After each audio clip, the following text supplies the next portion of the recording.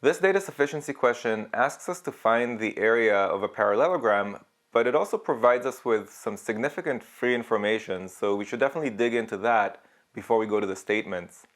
So we're told that every side of this parallelogram has a length of exactly 1, and I'm wondering what else would I need to know in order to find the area of the parallelogram.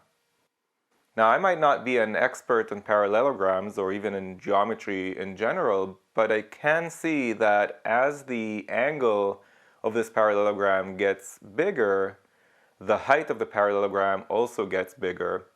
And I'm thinking that if I was just given one of those things, then I would be able to find the area if I knew how to. So even though I don't have the skills to calculate the area exactly, the beauty of data sufficiency is I don't need to. I just need to be confident that one could calculate that area if one knew how to. So I guess the strategy here is to kind of visualize the degrees of freedom for this parallelogram given different pieces of information, right? If I knew the angle, is there more than one way to draw this parallelogram? Can I imagine it having multiple different areas for a given angle?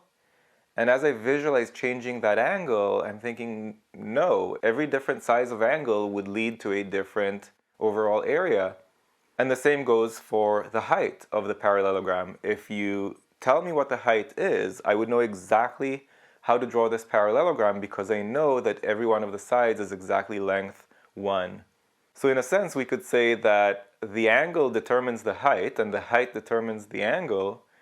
So now when I look at the statements, I'm thinking, these statements are inferentially equivalent. Statement 1 implies statement 2, and statement 2 implies statement 1.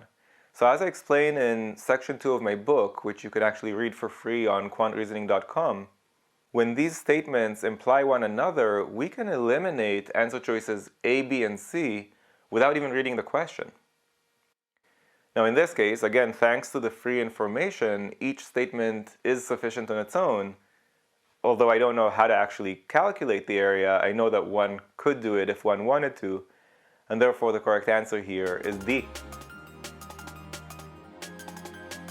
If you found this video useful, go to quantreasoning.com for a lot more where that came from. You should also click that like button and let me know in the comments below what you'd like me to make future videos about. And of course, if you haven't yet subscribed, go ahead and do that and click that bell below so you get notified about future videos. See you next time.